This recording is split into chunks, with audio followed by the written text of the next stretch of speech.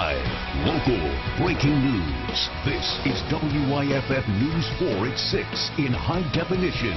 A mother opens up about the potential criminal punishment her son could face for an alleged assault inside a high school locker room. And voters will soon decide whether to raise sales tax in one upstate county by a penny.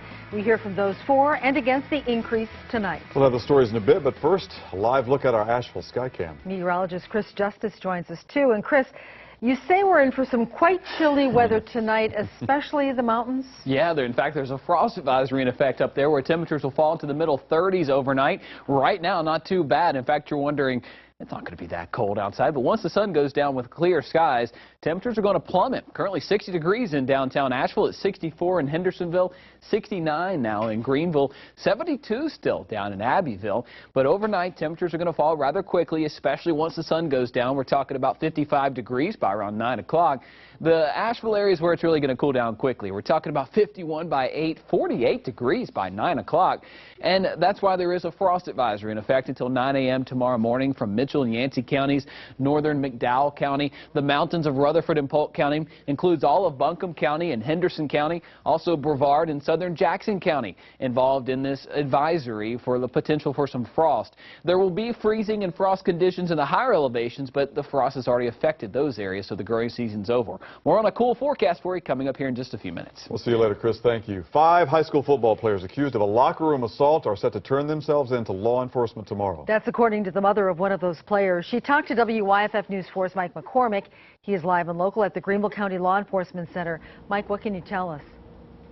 Well, Carol and Michael, deputies here call it an active investigation. The mother of one of those players says the teens will be charged here tomorrow, but she's not sure of the exact charge.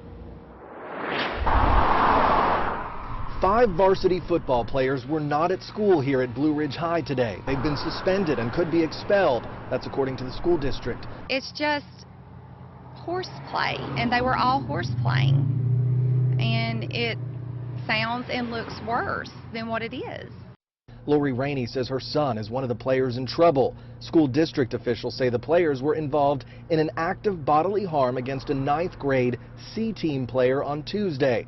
The Greenville County Sheriff's Office called it an assault. So far, officials are not giving specifics about the incident. Rainey wouldn't say either, but she did tell us this. No, it was not sexual in any way. She says the incident was actually retaliation for things the C-team player did to the varsity players in the past. The varsity boys are not bullies. They retaliated on being bullied by this child, and they retaliated, and what they done is wrong, but it's not as bad as everybody's saying, and the boys are very remorseful. They're very upset. They are being punished by their parents and by the school, and criminal charges is going to destroy these kids' lives. Today we did talk to a friend of that C-team player's family. They said that they are not ready to talk about what happened. Mike McCormick, WYFF News 4, live tonight in Greenville. Mike, thank you. The Henderson County Sheriff's Office says someone found 2 toddlers on the side of a road this afternoon. Deputies say 2 boys, approximately 2 and 3 years old, were on Crab Creek Road. Soon after, deputies say they received a call from a mother who lived close by, saying she woke up from a nap and her children were gone. Right now, the children are safe. DSS is interviewing the mother. Deputies say no charges have been filed at this point. Suspended South Carolina Speaker of the House Bobby Harrell pleaded guilty to 6 campaign finance violations and agreed to resign from office this morning. Harrell accepted a plea deal that lets him avoid jail time. He will undergo 3 years of probation. He's also fined $30,000, ordered to turn over about $10,000 remaining in his campaign account. He'll pay $93,000 to South Carolina's general fund. Harrell also agreed not to run for office for at least 3 years, although he was originally running for re-election. This has been a particularly hard 2 years on my family, and doing this today, we hope, brings an end to this. Harrell pleaded guilty to using campaign funds for his personal expenses. To Commitment 2014 in Anderson County now, where voters will decide whether to approve a penny hike in their sales tax. WYFF News 4's Mandy Gaither is live and local in our Anderson newsroom. Mandy, where would the money go?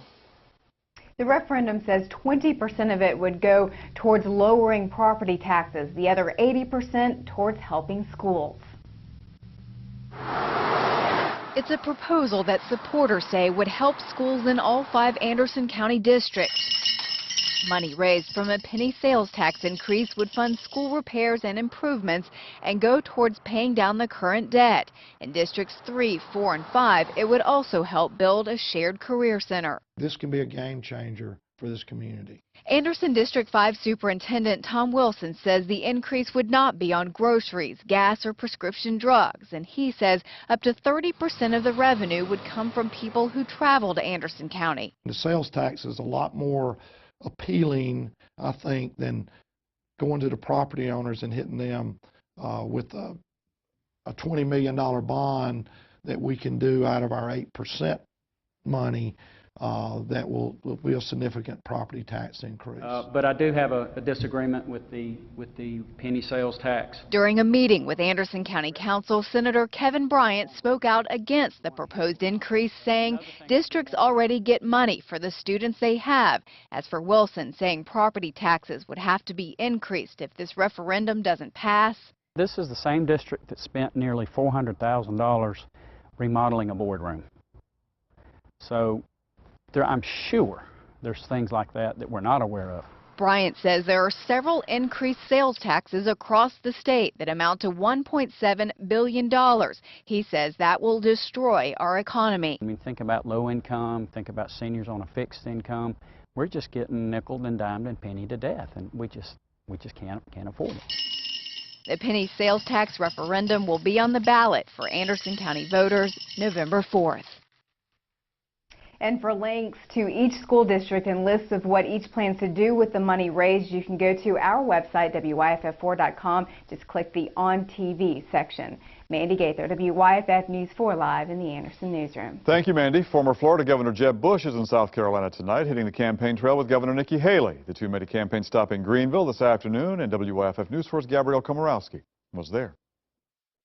Governor Nikki Haley and former Florida Governor Jeb Bush greeted a large group of supporters here at the Greenville Victory office on Wade Hampton Boulevard. Now, Governor Haley thanked Jeb Bush for supporting her back when she was running 4 years ago and was still Nikki Who, as she put it. Jeb Bush has not committed to a 2016 run for president, but seeing the two on the campaign trail together drew some questions about the future. There's a lot of speculation about a lot of things.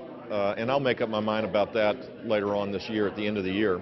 It's really not, I'm focused on helping principle-centered conservatives get elected. Would you run with someone like Jeb Bush? Well, I have said for a long time I'm trying to survive South Carolina. I am thrilled in South Carolina. As much as y'all try and get rid of me, I am not going anywhere. The two host another meet and greet in Lexington this afternoon. Then this evening, Bush will headline a closed-door fundraiser for Governor Haley at the Capital City Club in downtown Columbia.